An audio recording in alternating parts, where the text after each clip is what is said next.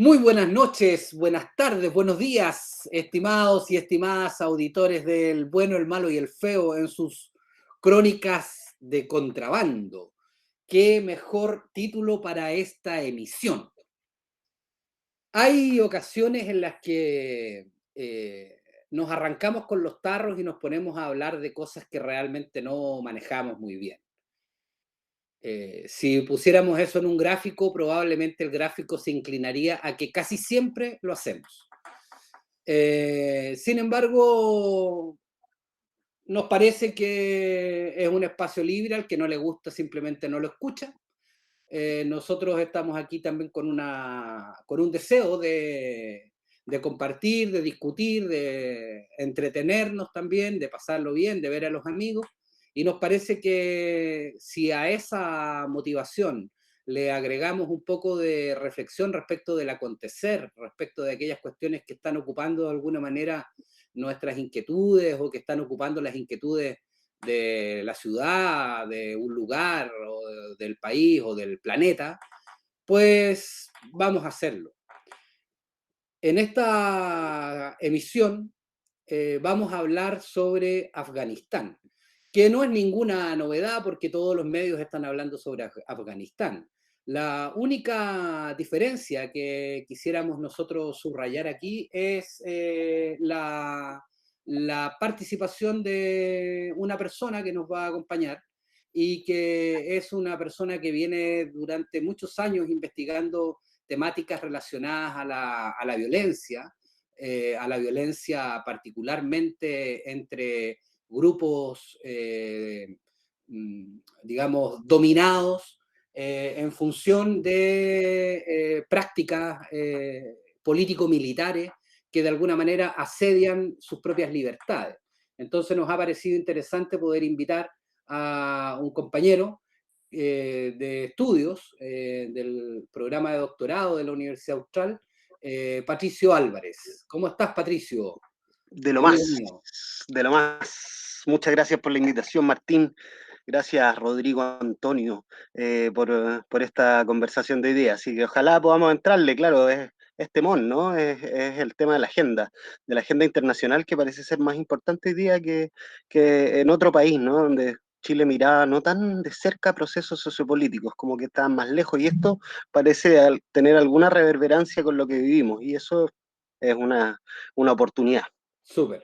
Antes de entrar en materia, saludar a Rodrigo, ¿no es cierto? Rodrigo, ¿qué tal? ¿Cómo estás tú? Hola, ¿cómo estás, Martín? Hola, Patricio. Bienvenido a este contubernio semanal que tenemos además con un ausente, y lamentablemente no lo vas a conocer. Sí. Nuestro queridísimo amigo y querido compañero Cristian Tejeda tuvo otras menesteres burgueses, como desarrollar su pasión por ese deporte muy popular, pasión de multitudes, que se llama pádel. Así que, bueno, le deseamos que le vaya muy bien en su ejercicio y que pueda de algún modo deslumbrar a sus compañeros que practican aquel insigne y Sí, noble deporte, claro. sí. Vamos a hacerle alguna vez un desaire como el que nos está haciendo ya por segunda semana consecutiva, ¿no? Entonces, bueno, vamos a ir de alguna manera a llamarlo a terreno rápidamente y si no mandarlo de corresponsal a Kabul disfrazado de qué sé yo, de jugadora de pádel. De jugadora de pádel, claro, sí, de deportista olímpica. Eso. Claro, lo que se hace. Oye, bueno, entrando en materia, para hacerla corta, la hicieran corta los talibanes. La hicieron corta, sí. O Sí. sea, no alcanzó a pasar una semana desde que Estados Unidos anuncia, bueno, no anuncia, porque ya lo había anunciado, me parece que en el gobierno de Trump habían aparecido algunos anuncios iniciales del retiro, digamos, paulatino de las tropas, que bueno, ya Pato nos contextualizará, pero el asunto que está hoy día, digamos, ahí puesto en la inquietud pública, se basa fundamentalmente en lo que fue el gobierno talibán, ¿no? Que fue aparentemente, yo no tengo mucha información, por eso Pato aquí es clave, muy violento, sobre todo en materias de género, y que a partir de toda esa situación que se vivió, entonces, una vez más, porque la historia de Afganistán, a pesar de lo dolorosa y a pesar de lo brutal, es fascinante. Yo me estuve metiendo un poco esta semana para poder preparar la conversación, qué sé yo, sin ningún tipo de expectativa para los auditores y auditoras, o sea, no, nadie es experto en este tema acá, pero lo que sí puedo decir que es una historia fascinante y milenaria, ¿no? Y bueno, hay razones histórico-políticas que de alguna manera van explicando este devenir y que, nada, pues, Pato, ¿qué opinas? ¿Qué está pasando? ¿Cómo leer de alguna manera? La pregunta que yo me hago es, ¿qué tiene que ver esto con Chile, digamos? O sea, con Osorno, con el sur de Chile, o sea, ¿hay alguna relación? ¿Por qué leerlo más allá de por un afán, digamos, intelectual o qué sé yo, de estar metido en lo que está pasando en el mundo? Sí, o sea, son muchas, ojalá podamos terminar en una reflexión que nos acerque, ¿no? Es un desafío también de esta misma conversación, porque evidentemente hay elementos de lo que es la política militar norteamericana que están directamente relacionadas con lo que nos pasa todos los días y lo que nos ha pasado como país, y ese quizás es como la reflexión de cierre, pero efectivamente la reflexión de inicio es que estos son procesos largos, muy largos, mucho más largos, digamos, de lo que estamos acostumbrados nosotros a analizar. Y de alguna forma también tiene que ver con una intromisión en la cultura popular y con lo que los norteamericanos nos han narrado de lo que es el mundo, que nos hace particularmente cercanos a categorías como talibanes, ¿no? O sea, lo ocupamos en la conversación de categorías sobre ciertas posturas ético-morales, políticas diariamente, ¿no? O sea, Es como como es sinónimo de una forma... radical. Lo Claro, estamos, lo claro, estamos haciendo como un sinónimo de la palabra radical, te ¿no? pusiste talibán, claro, Claro. está ahí, que talibán tu perspectiva. Y claro, hay un trabajo mediático de la construcción del Afganistán, de la narración de ese país, que está muy de la mano con el proceso que Estados Unidos encabeza en el marco de la Guerra Fría, como los relatos pop, digamos, de lo que vamos a entender del mundo. O sea, nada, la primera referencia que uno tiene es Rambo, ¿no? O sea, para no irse muy lejos en grandes reflexiones, ¿no? No sé si todos, espero que no, pero uno que está criado en el patriarcado vio Rambo 3, ¿no? Y Rambo 3 es la historia de cómo John Rambo, con un grupito de jóvenes que luchaban por la libertad, va y enfrenta a los helicópteros soviéticos y pelea por la libertad de ese pueblo, ¿no? O sea, ese relato de la construcción de los héroes de la libertad, de los mujahidins, ¿no? O sea, empieza a aparecer muy tempranamente sobre lo que uno va a entender como la Guerra Fría. Entonces, claro, aparece, es señalar algo que está muy lejos, ¿no? Afganistán, las distintas etnias que hay ahí, los usos y costumbres, pero de todas maneras siempre está masticado, procesado y un poco escupido, valga la metáfora, en la televisión, en los medios de difusión masivos, en los héroes que tenemos. Entonces, pareciese ser algo muy lejano, pero que está muy metido en la conversación pop cotidiana. Entonces, ese es un primer punto, ¿no? Nos parece muy lejos, pero no tanto también, porque estamos bien mediados por la construcción de ese país. Y claro, efectivamente, como hecho sociopolítico, la Guerra Fría es muy importante, ¿no? O sea, es la guerra que pierde efectivamente la Unión Soviética, y la pierde de una forma estrepitosa en una suerte de comparación con lo que había sido Vietnam para los norteamericanos, ¿no? O sea, una suerte de empate histórico de cómo pequeños grupos armados desde las potencias pueden votar los imperios. Y efectivamente cuando uno hace ese parámetro también lo está perdiendo todo en términos de la capacidad crítica de analizar los procesos de esos mismos pueblos, porque es cuando nos metemos más en el multiculturalismo empezamos a comparar sin ningún problema vietnamitas con afganos, ¿no? Y ahí yo creo que está también la trampa que nos enfrenta hoy día. Hay que tener sospecha de esta sobrecobertura, ¿no? De lo que pasa en Afganistán. Afganistán. Sobre todo porque los medios han sido parte del problema, que es lo que yo decía anteriormente. O sea, esa construcción popera de una realidad compleja como la de Afganistán, metía en los medios de difusión masiva, en la industria de sentido, y hoy día puesta en la prensa internacional, en todos los medios, en todas las plataformas, y estamos todos siguiendo cuán lejos o cuán cerca están los talibanes de la toma de Kabul, que ya es un hecho, digamos, o de lo que pasa en el aeropuerto. Entonces, ahí hay una tensión que también hay que desconfiar, ¿no? O sea, efectivamente, cuando los medios internacionales han hablado de Afganistán, siempre hay una intencionalidad, que es de perogrullo, ¿no? Estamos acostumbrados a leer la CNN así, pero pareciese que con estos temas que son más sensibles, que además hoy día tocan un relato que es central, que es el relato del feminismo, ¿no? De la lucha de la... del patriarcado, finalmente. Claro, claro, la encarnación del patriarcado que son los talibanes finalmente fueron inventados por la CIA, para no ir mucho más lejos y no darme muchas más vueltas, ¿no? Y fueron inventados de una forma que es bastante particular, también en términos de cómo se pelean las guerras, porque para pelear las guerras uno tiene que tener gente que esté suficientemente dañada como para poder hacer mucho daño. Con pocas herramientas, ¿no? O sea, y esas fueron las madrazas pakistaníes en los centros de refugiados que se armaron en Pakistán por la salida Pashtun, ¿no? Que es una de las etnias centrales. De hecho, los Pashtun, Afganistán significaba en algún minuto en Pashtun lugar de pashtunes, ¿no? O sea, es esa la raigambre que tienen los Pashtun en el territorio. Es Y como ellos un nombre que... tautológico. Ah, Es como un nombre tautológico.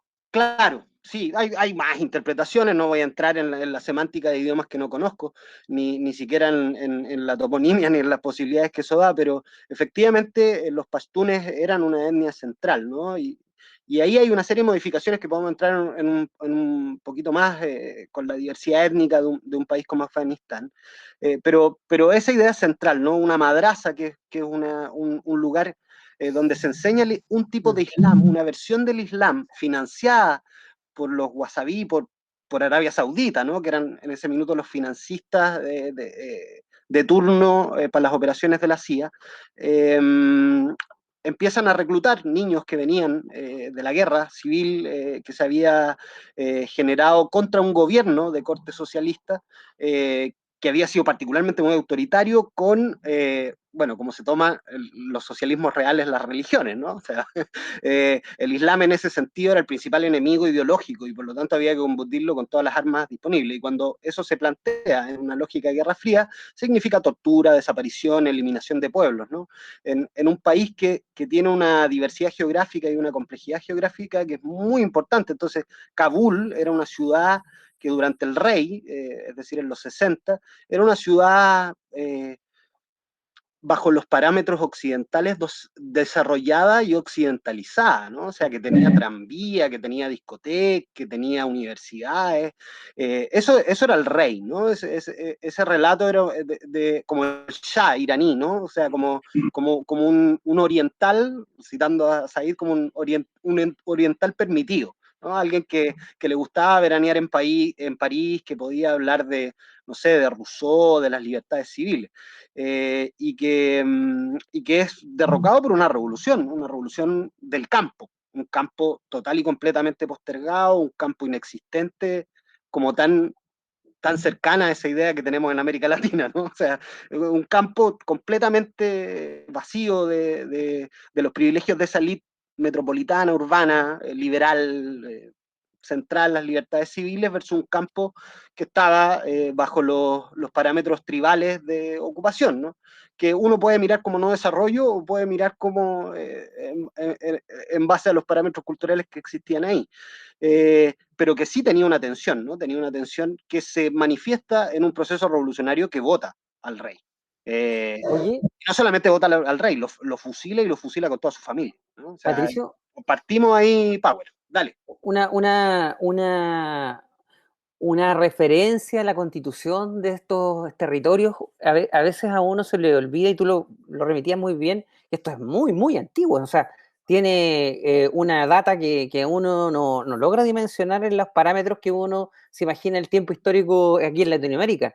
Entonces, cuando el Imperio Otomano se organiza, y creo que tenemos ciertas referencias, por ejemplo, lo que pasa con los kurdos, como nación, como pueblo, fragmentado. Yo me imagino que Afganistán también tiene algo de esa invención de lo que es también la distribución colonial y la reconfiguración postcolonial que se hace de estos también territorios, porque lo que uno sabe también es que cuando uno habla de Afganistán, no es Afganistán una unidad homogénea.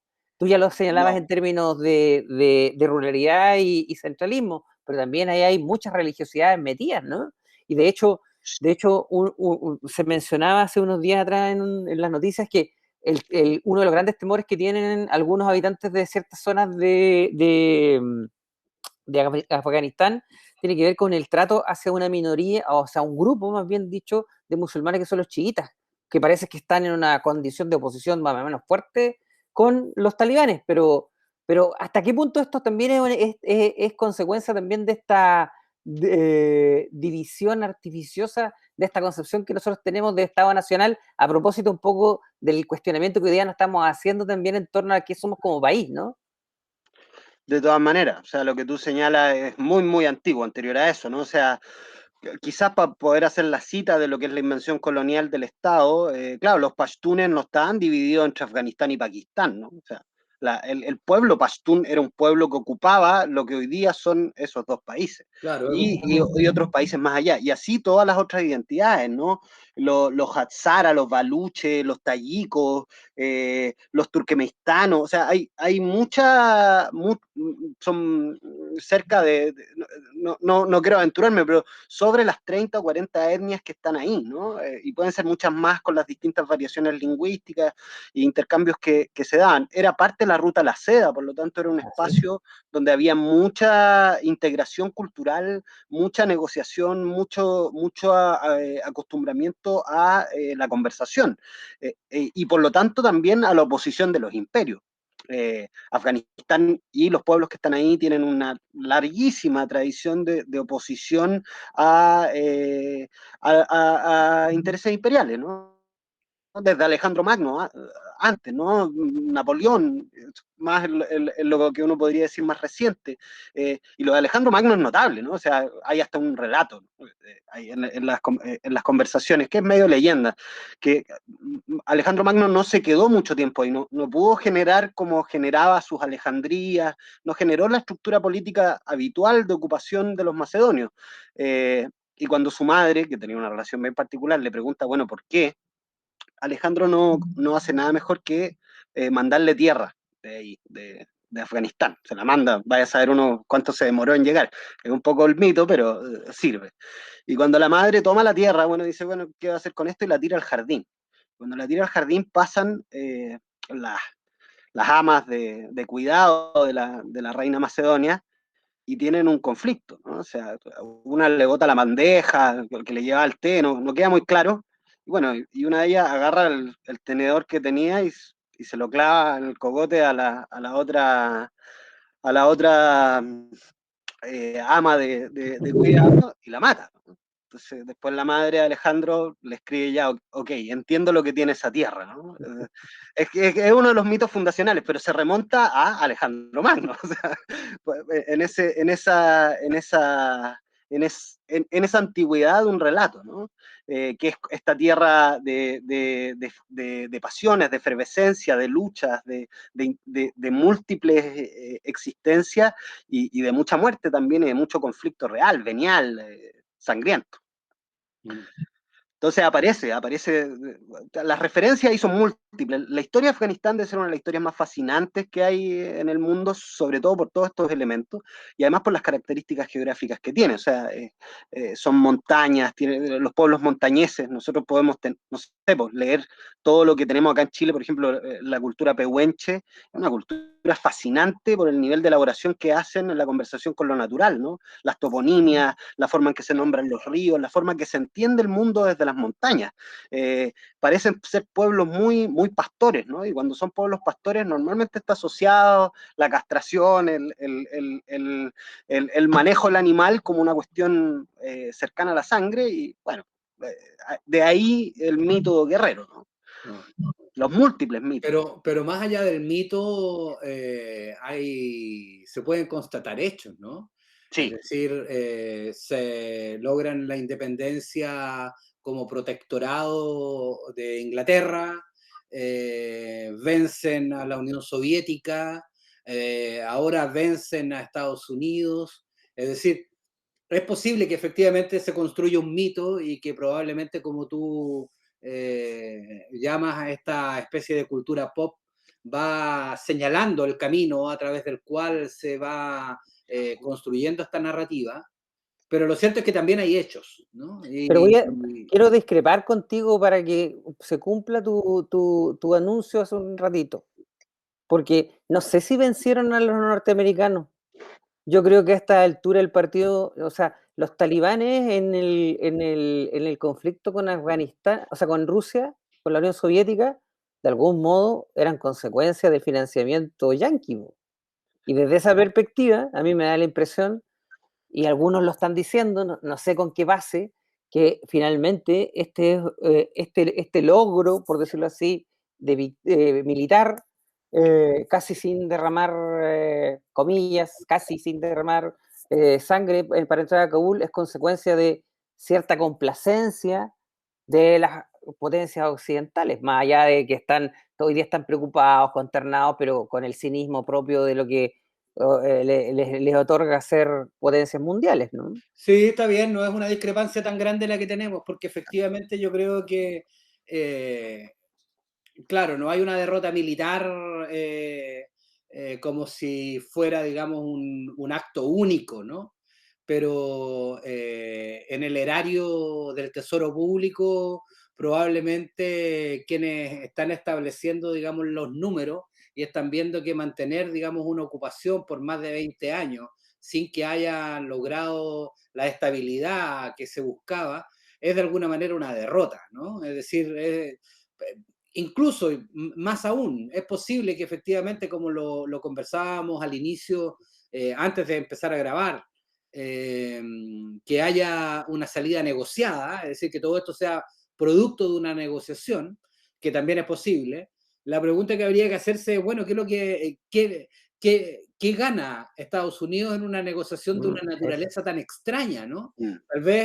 Tal vez la pista pudiera estar dada por el hecho de que Afganistán comparte frontera con China y por lo tanto al dejar un gobierno talibán gobernando en un flanco de China, digamos, de alguna manera en algo se podría debilitar el avance, digamos, económico monstruoso de China. Pero son conjeturas rebuscadas de algún modo. O sea, lo cierto es que hace un mes atrás está gobernando un presidente nombrado por Estados Unidos y hoy están gobernando los talibanes. Me parece que todavía no montan gobierno, pero ya tomaron Kabul. O sea... Las victorias militares afganas son en el campo de la complejidad de los imperios. Y de alguna forma, en la medida que los imperios no caigan, tú no podés declarar la victoria militar sobre ellos. Y de alguna forma nunca ha sido el proyecto, y nunca ha sido el proyecto talibán tampoco. Por eso fue muy rara. Una de las cosas raras es esta concomitancia entre Al-Qaeda y la red de Bin Laden y los talibanes, ¿no? Que tú señalabas un elemento que tiene que ver con los chiitas y los sunitas. Después le puedo entrar más específicamente a eso, pero efectivamente lo que han hecho los talibanes nunca es disputar el escenario internacional en términos de escenario internacional, ¿no? Ellos siempre han construido hacia adentro de Afganistán, por eso fue muy extraño de alguna forma, y lo que les interesa a ellos es dominar el emirato afgano, ¿no? Construirlo con una realidad territorial propia. que Pato me regaló la sentencia vietnamita clave, ¿no? De Sí, cultivar granos, cavar túneles y no disputar la hegemonía. exacto.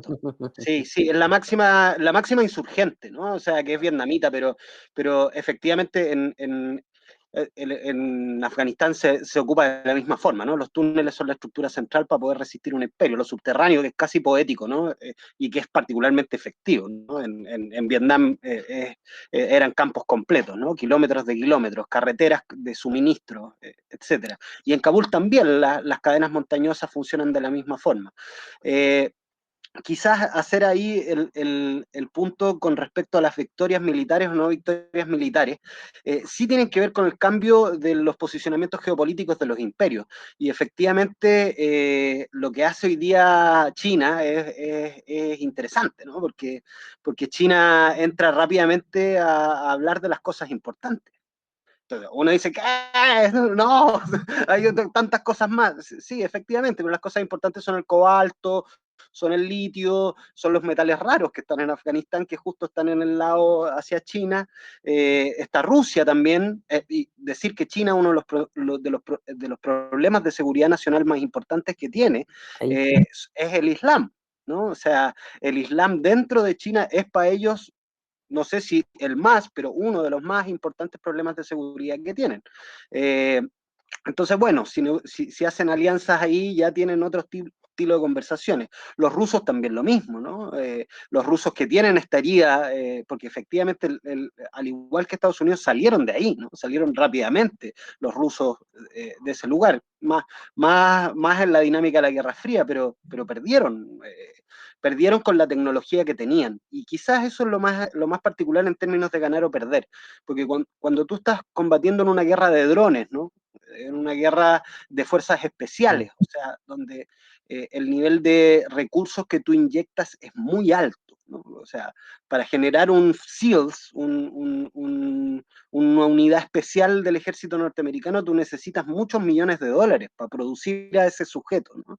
Y ese sujeto se mata con la misma bala que muere un niño de 12 años, 11 años que toma una Kalashnikov, ¿no? O sea, y en esa complejidad de la guerra, que es lo barato contra lo caro, en Estados Unidos perdió absolutamente, ¿no? Con todos los drones, aunque no tenía puestos todos los intereses militares en Afganistán hace mucho tiempo, desde Obama, ¿no? O sea, el único que supo hacer la guerra en Afganistán, que es el que ha sabido siempre hacer la guerra para Estados Unidos en los últimos 20 años o 30 años, fue el general Petraeus.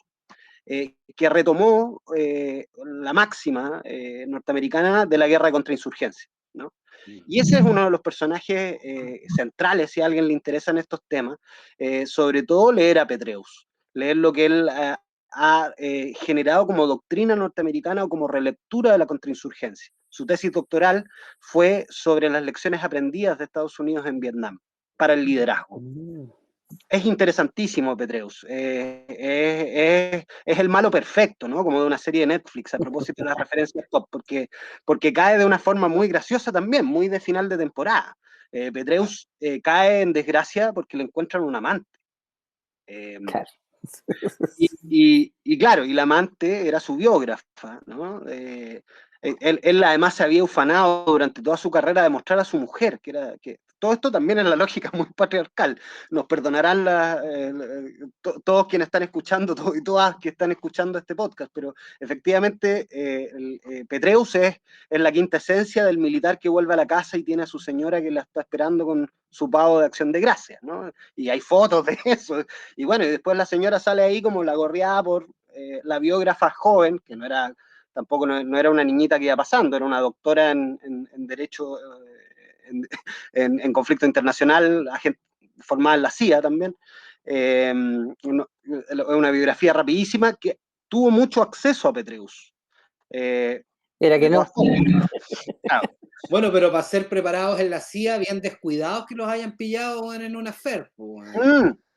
Eso es lo que uno empieza como a entender, ¿no? Porque además la investigación la hace el FBI y Obama nunca se entera. Entonces es raro. Todo esto, por eso te digo, son finales de novela, porque el FBI se Oye, a entera. propósito de final de novela, estamos en el momento exacto en que nuestro invitado, corresponsal desde Kabul, nos invita a escuchar un... Oye, ¿en Kabul venden cerveza? No, no Mm. cachaba.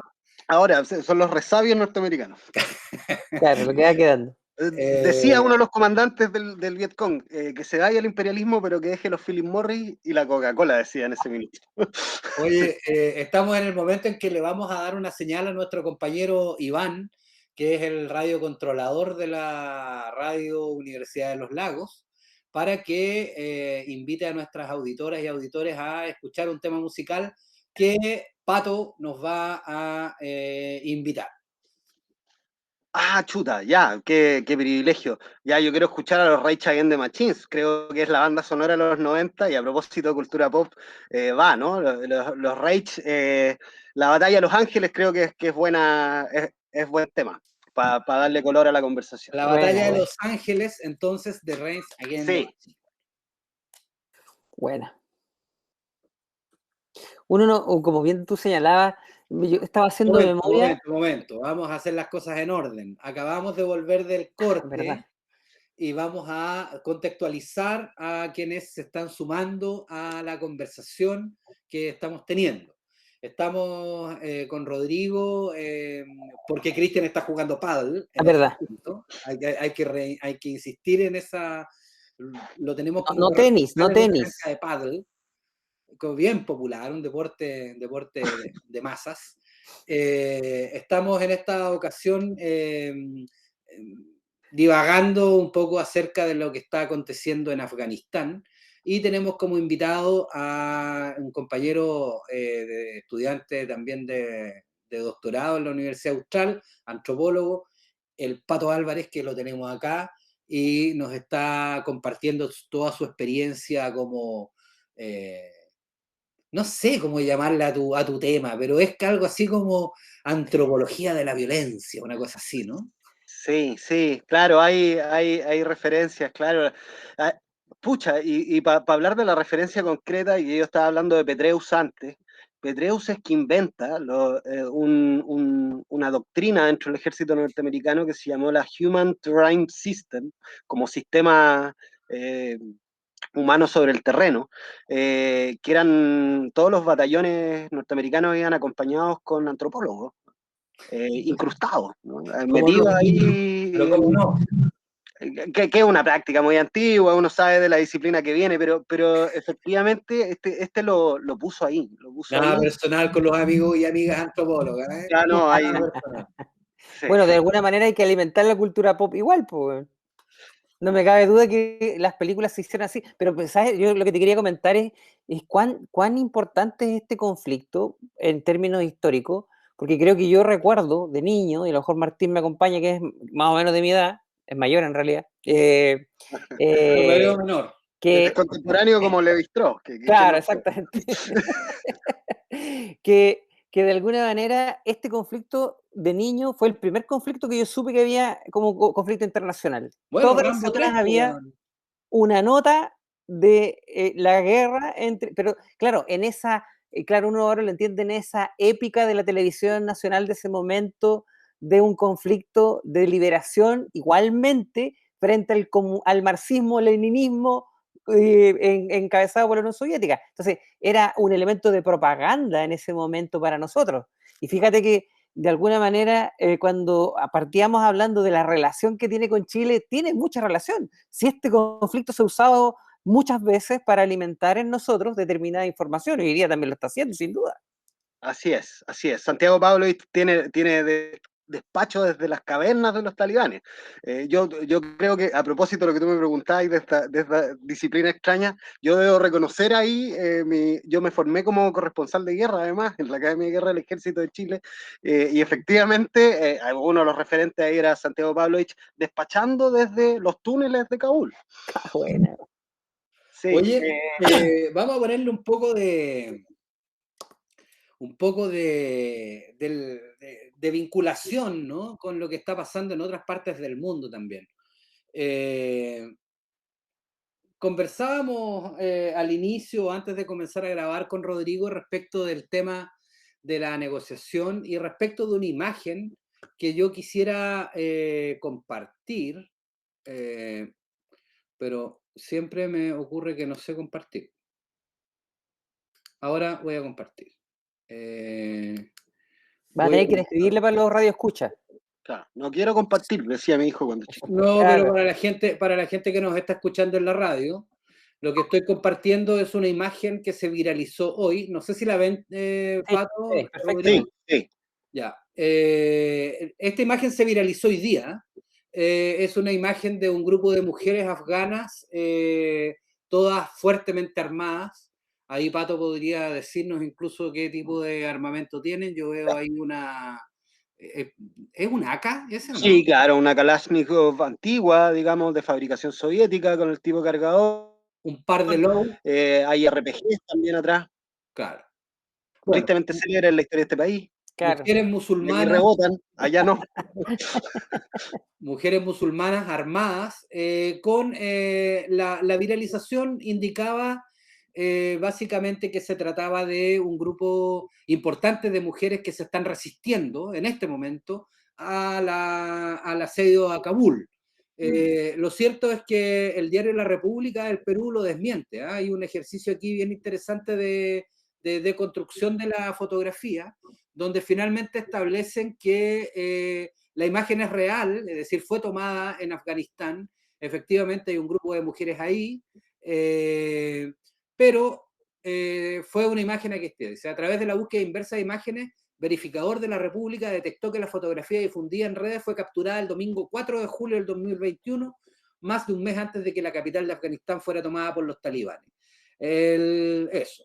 Ahora, ¿qué es lo que me pasa con esta fotografía? Y que de alguna manera es un poco, digamos, la resistencia global que se está manifestando hoy día, el temor que se está manifestando hoy día globalmente a través de los medios de comunicación y un poco en las conversaciones que uno puede leer por Twitter o otras redes, es el destino de las mujeres afganas, ¿no?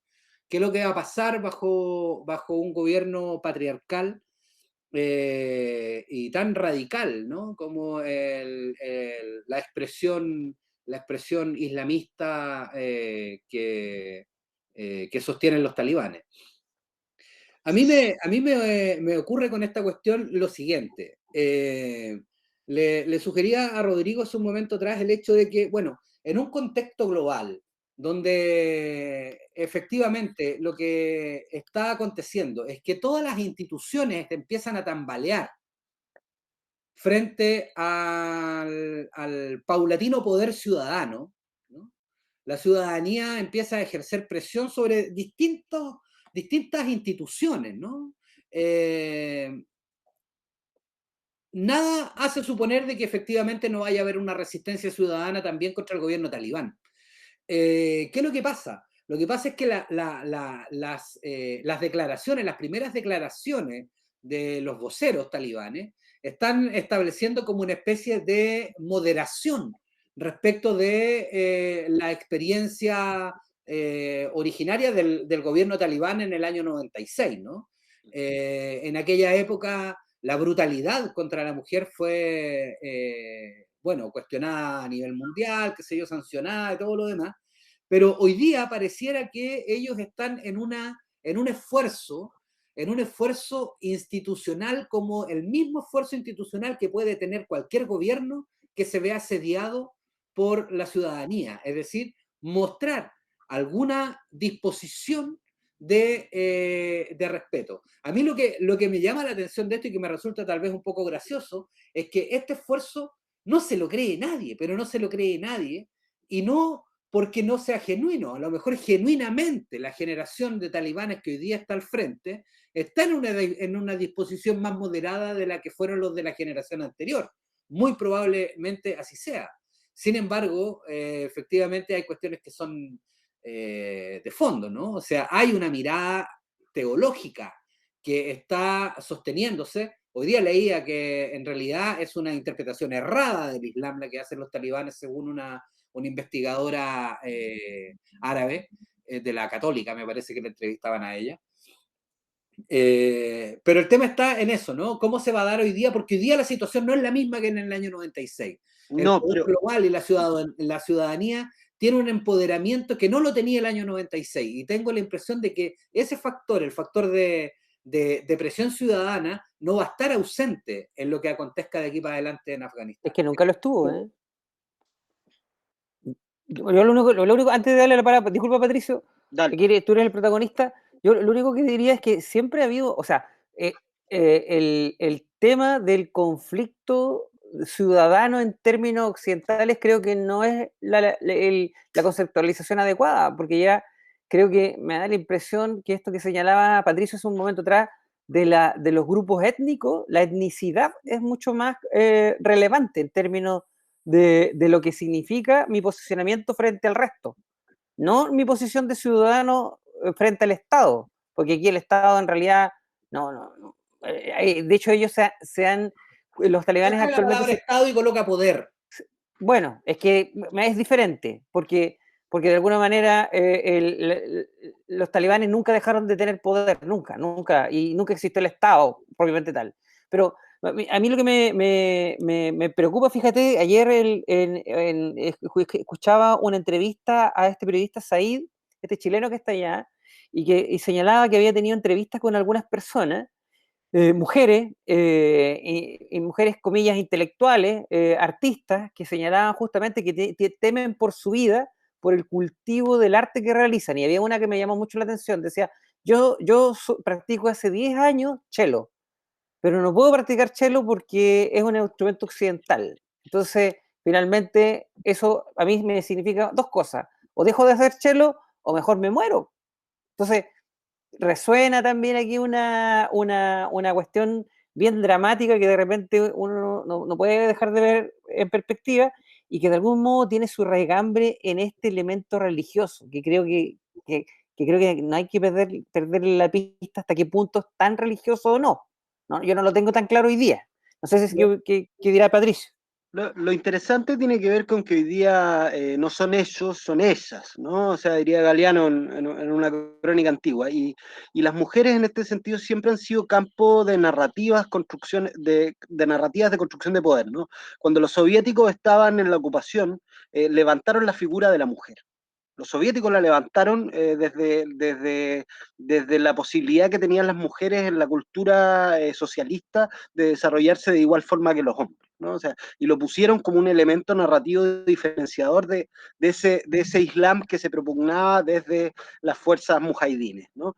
Y los mujahidines, en respuesta, generaron un relato de feminidad que era distinto, que era antioccidental, que más bien tenía que ver con las dinámicas de cuidado, pero era un relato entre hombres, ¿no? Entre pollas rancias, diría una argentina que ve películas, ¿no? Que narra las películas. Eran relatos desde la masculinidad, desde el poder de la masculinidad, y las escenificaba, y eso significó que cuando llegara el Mullah Omar, que era particularmente misógino, ¿no? El hombre que llegó a ocupar el emirato, el líder, era un gallo que estaba trastornado con la figura de las mujeres, ¿no? Creía que eran todas prostitutas, potencialmente prostitutas, lo decía, levantó él personalmente esa narrativa que después se hizo políticamente deseable para los que lo seguían. Y por lo tanto se potenciaron ciertos relatos dentro de lo que se veían como Islam en ese minuto.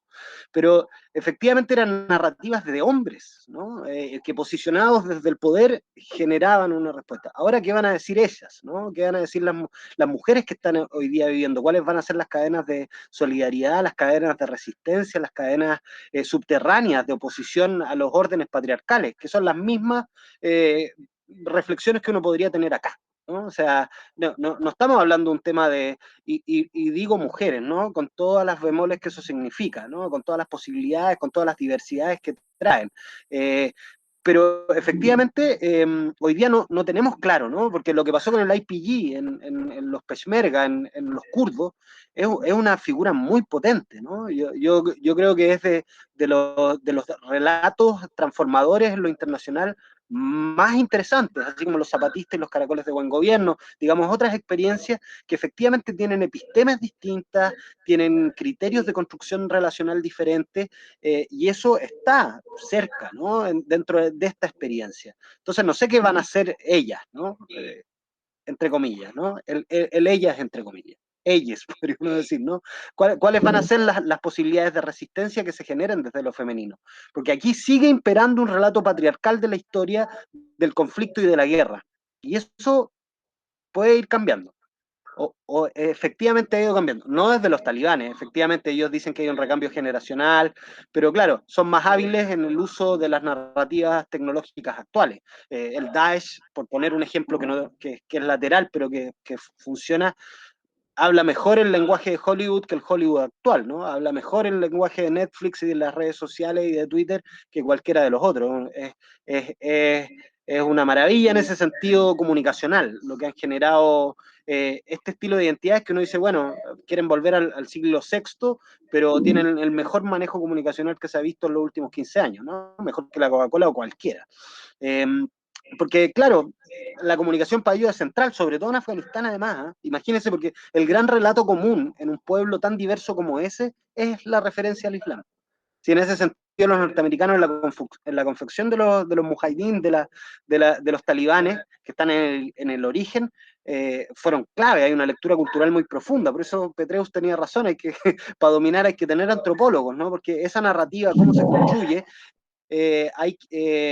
fue muy poderosa para unir tayikos con hatzaras, con pashtunes que se vienen peleando hace milenios, ¿no? Y configurarlos en un ejército que tenga como sentido el Islam, chuta, es interesante, ¿no? Y es profundo. Entonces ahí hay que mirar con esos bemoles, porque hay una actora que no la estamos viendo, hay una serie de procesos que no estamos mirando. Y que no tenemos, además, posibilidades muchas de acceso, ¿no? O sea, Claro. efectivamente salvo que uno hable árabe y árabe en ese sentido uno queda un poquito lejos, pero ya se acerca un poco más, y por eso yo recomiendo seguir a los medios españoles. Hay bastantes medios españoles que tienen muchos hablantes de árabe en sus analistas, en sus periodistas, en la gente que está sobre el terreno. Y ellos tienen un tipo de acercamiento que es bastante menos no sé, más amplio, más rico en el análisis que la demás media que uno consume, ¿no? Tradicionalmente. Vamos a dejar en la descripción un video que sintetiza de alguna manera el proceso afgano que Pato me compartió. Así que va a quedar ahí, va a quedar en la descripción de este. Anúncialo, Para la Pato. gente que nos está escuchando en la radio, pueden meterse simplemente en YouTube y buscar podcast Bueno, Malo y Feo Ulagos. Y ahí les va a aparecer este podcast, se suscriben y así vamos armando comunidad de. Bien, claro, suscripción y dedito arriba, o esas cosas. Pero estamos ahí con el No, Daesh. aquí no tenemos monetización. No Bien. hay monetización en este ejercicio, solamente por el placer de batir la lengua un rato. Pero Patricio, señala haz la referencia al video. Puedo mandarle más a Martín, porque de hecho le mandé el más milico, ¿no? Por ciertas obsesiones, pero ese se llama Cosas Militares, un español que habla y analiza más desde la dinámica de los objetos, ¿no? Desde la objetualidad de lo militar. Pero es interesante porque hace un recorrido rapidito y yo creo que es refrescante en términos de clarificar en lo que estamos hoy día. Pero hay hartos más, ¿no? Y ahí puedo mandar otros menos milicos. Cosas Militares se llama ese. Concretamente, yo soy un español que hay que tragárselo también, no es particularmente muy simpático, pero la información que maneja es entretenida. Oye, estamos ya prontos a concluir, nos quedan algunos minutos. Yo quiero insistir en la provocación que hacía al inicio. ¿Es posible encontrar algún hilo, alguna cuerda que una lo que está pasando en Afganistán con lo que está pasando en Chile, o con lo que está pasando en Gualmapu, o con lo que está pasando, qué sé yo, en nuestra aldea? Sí, sin duda, son las mismas armas, ¿no? O sea, en términos de lo que uno ve sobre el terreno, son los M4 norteamericanos y son los mismos que tiene el GOPE desplegados hoy día en distintas comunidades en conflicto, ¿no? Y cuando la arma es la misma, semánticamente el relato es muy similar, ¿no? Pasa parecido. Y en ese sentido, la contrainsurgencia es el concepto clave. es una forma de entender la geopolítica, ¿no? Es una forma que está enquistada en la institucionalidad del Estado-Nación, que tiene que ver con una mixtura entre la colonialidad y el posterior desarrollo de un capitalismo tardío, o de un capitalismo que parte y después se vuelve tardío, pero las referencias ahí son muy directas, la contrainsurgencia como concepto, ¿no? Nosotros vivimos en un estado contrainsurgente durante mucho tiempo, contrainsurgentes en la táctica, que es lo más concreto, que es lo que a mí me resulta más fácil de hablar y de ver, ¿no? Por eso partí hablando del arma, que es la misma que tiene hoy día empleado un contratista de Blackwaters protegiendo el interés chino, que el que tiene el funcionario de carabineros afuera en el cruce de Ercilla, ¿no? O no sé, en la costa, en el Afkenmapu. Es exactamente el mismo tipo de blindaje, los mismos zapatos, ¿no? Los mismos lentes, el mismo dron, ¿no? Es el mismo dron, que por cierto es israelí. Y que tiene que ver con eso, con que la contrainsurgencia ha sido un proyecto, ha sido una forma de entender las relaciones, ha sido no solamente una táctica, ¿no? Es un pegamento entre la colonialidad y un desarrollo del capitalismo. En África también está el M14. O sea, es universal el M14. El calibre 5,56 es el que ocupa la OTAN, ¿no? Es la lengua de las balas que ocupan los europeos, en la que se forman esos oficiales más respetuosos de las diversidades como los noruegos, ¿no? Pero disparan la misma arma. Entonces yo creo que quizás lo hago narrativamente, ¿no? Pero para nosotros es muy importante, porque el dispositivo de lo militar es el mismo.